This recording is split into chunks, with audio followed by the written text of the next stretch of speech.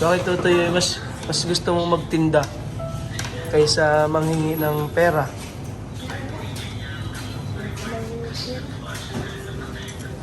Ilan taong kalaang?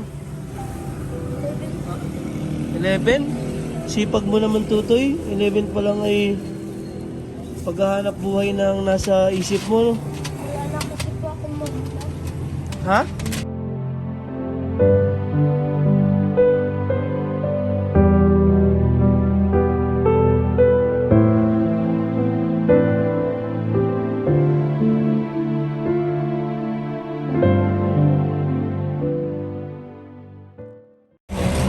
Nakabili po ako ng talong dito sa bata. 20 daw isa, bumili po tayo ng talong ngayong umaga para may pang almusal. Pupunta pa lang po ako sa kabilang bahay. Nabilang ko itong bata. Anong oras ka nagsimulang magtinda? Wala po. Kanina, anong oras ka nagsimula? Alas 9 na ata po yun. Alas 9, doon ka nagsimula. Ayun na po ba ako? Ilan yan kanina? Nakabinta ka na ng marami. Oo, 20 peraso po to. Kalit. Magkano isang tali? 20 po. 20 daw isang tali. Eh, napadaan ako, nakita ko si Tutoy. Sabi ko, ano kayang bitbit? Akala ko isda. Kasi may mga parang buntot. Eh, hinarang ko po kasi may dala akong saging. Binigay ko na lang po sa kanya yung saging. Sabi ko, pabili ako ng isa. Akala ko yung mga isda. Eh, kano na yung benta mo ngayon? Ha? 200 na ata po. Ah, nakarami ka na. Ilan taong kalaang? 11? Sipag mo naman Tutoy. 11 pa lang ay paghahanap buhay ng nasa isip mo, no? Wala na kasi po akong magulang. Ha? Wala na kasi po akong magulang.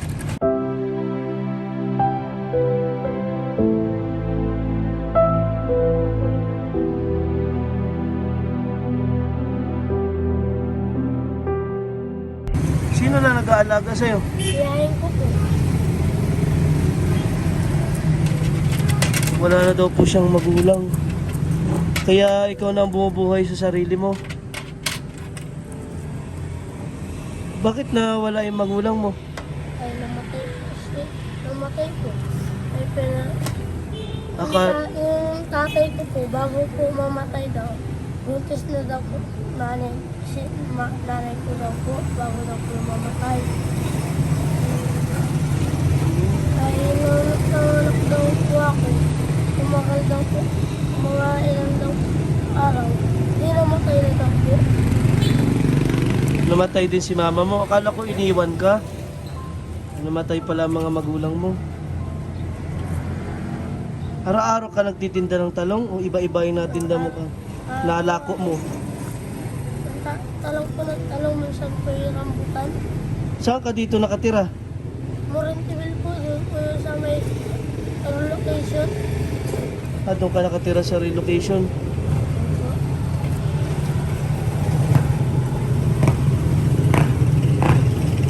Sa murang edad po nitong bata, wala na po siyang magulang. Kaya siya na po naghahanap buhay para sa sarili niya. Saan ka nagsimulang maglako niyan? Ay malayo ang Morintibil dito. Ayun na po. Ba't nandito ka simula? Dito sa may triangle. Doon po ako nagdaan. Doon po sa may Wawa. Papunta po ngayon na. Iba-ibang gulay ang natinda mo? O puro... Talong lang po. At minsan po yung rambutan. Kalabasan. Saan ka nakuha ng pangtinda mo ng talong? Titihayin ko lang po to. Ano din siya? Nagtitinda siya ng mga gulay. Sa palengke. Opo.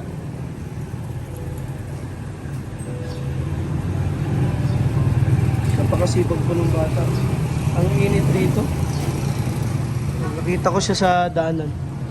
Kaya bumili tayo ng... Gusto mo, bili tayo ng ano? Grocery para sa inyo?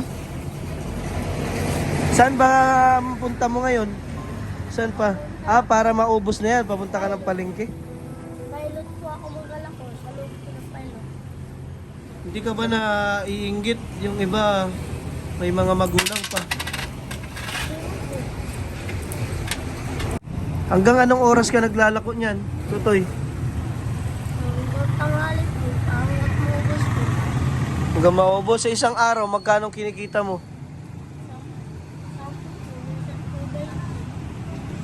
Magkano kinikita mo sa isang araw? 10 piso? Pag naubos mo lahat yan? 20 pesos?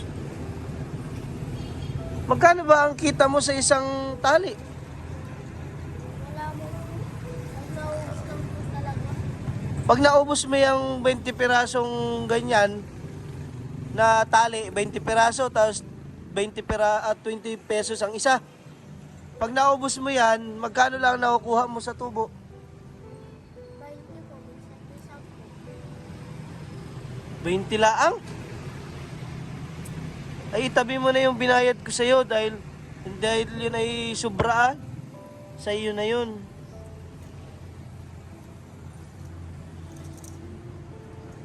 Sa Morinti Bill. Anong pangalan mo, Tutoy? Ryan po. Ang layo-layo ng nalakad mo, 20 pesos lang ang kita mo sa isang araw. Pag naubos mo pa yan, paano pag hindi mo naubos yan? Bahala po sila sa tubig. Bahal anak kung bigyan ka na 5 piso o 10. Ang kain ko lang po yun. Pangkain mo lang yung binibigay sa iyo? Mamaya hanapin kita. Saan ka ba madiretso? Makain tayo. Kumain ka na ba ng umagahan? Wala po ang family. Yes. Walang bigas? Hindi ka pa nakain? Ay, hanap tayo ng kainan ngayon dito. Kain mo, gusto mo kumain muna tayo? Ha? Tara, malapit lang ito sa dito sa Aling Inasal. Ano, kain tayo doon? Tara, kain tayo. Di ba pala po ito kumakain yung bata, naghahanap buhay na.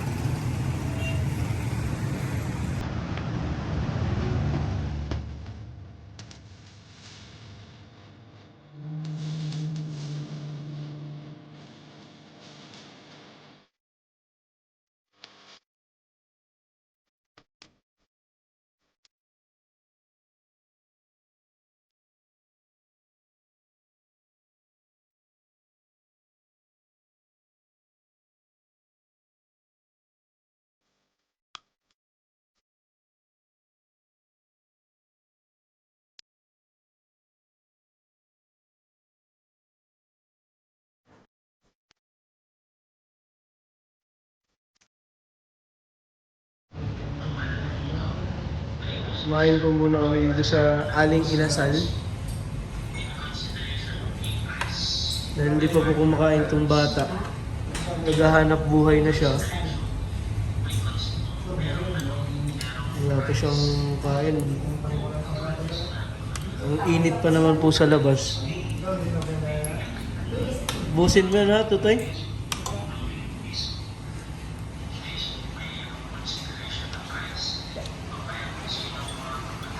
Kaya nga kainin ko po ngayon ay gulay, yung binili ko po kay Tutoy.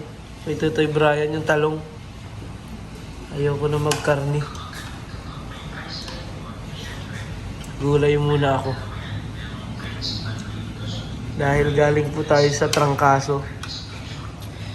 More on gulay. Pag naubos daw po niya yung kanyang panindang talong, parang lahat yun ay 20 piraso. 20 pesos daw po yung kita niya sa isang araw.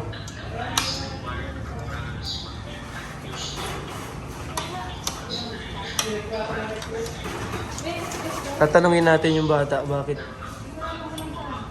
mas gusto niya maghanap buhay kaysa manghingi. Kasi marami po ako nakikita dito na dyan po sa may Jollibee. Yung mga bata ay kasing edad din po nito ni Tutoy Brian. Nanghihingi po dyan sa Jollibee. Pero itong bata, naghahanap buhay po siya ng maayos. Bakit Tutoy, mas gusto mong magtinda kaysa manghingi ng pera.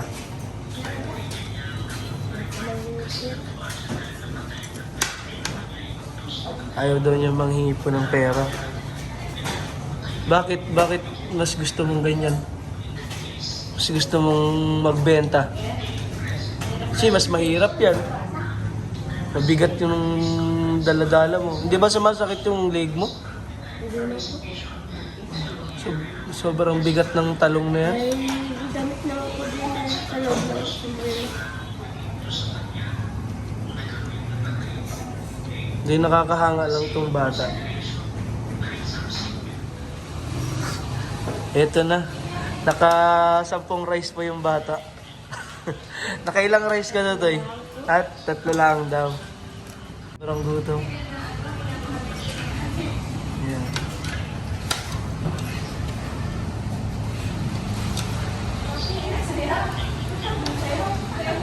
Kala ko kaya mo pang makasampung rice.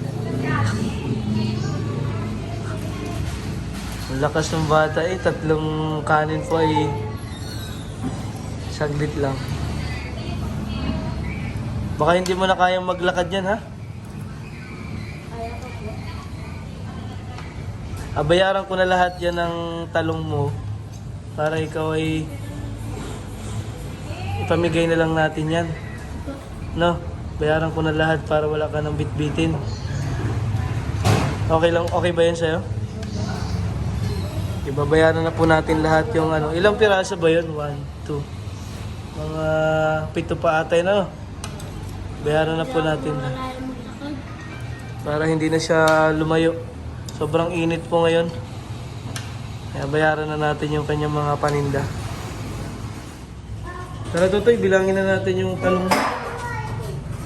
Ilan yan? Ilan pa ba yan? Ano pa po? Ilan? 8. Magkano isa niyan? 20 po. 20? Ay, yung pera mo. Bayaran na po natin itong kanyang talong. 8 piraso pa daw po ito. Wait lang. Parang, no? 160 pa. Dapat ako yung 400. 160 yan lahat. Dapat ako yung maka 400. Sige, babayaran ko na lahat yan. Dapat yan ay 400 lahat. Opo. 1, 2, 3, 4, 5, 6, 7, 8. 160 yung babayaran ko sa'yo. Sige. Pamigay na lang natin yung talong mo. Gusto mo na yung talong? Oh, kuha po kayo, dalawa. Yan, bigyan mo si nanay ng talong. Sige, kuha na po kayo, nay. Salamat. Yan. At para po wala ng bitbitin itong bata, ano? Kaya nga, kawawa si Nay. Oh, sige po. At nabiyayaan din po kayo ni Tutoy. Salamat, sir. Sige po. Babayaran na po natin para makauwi na po siya.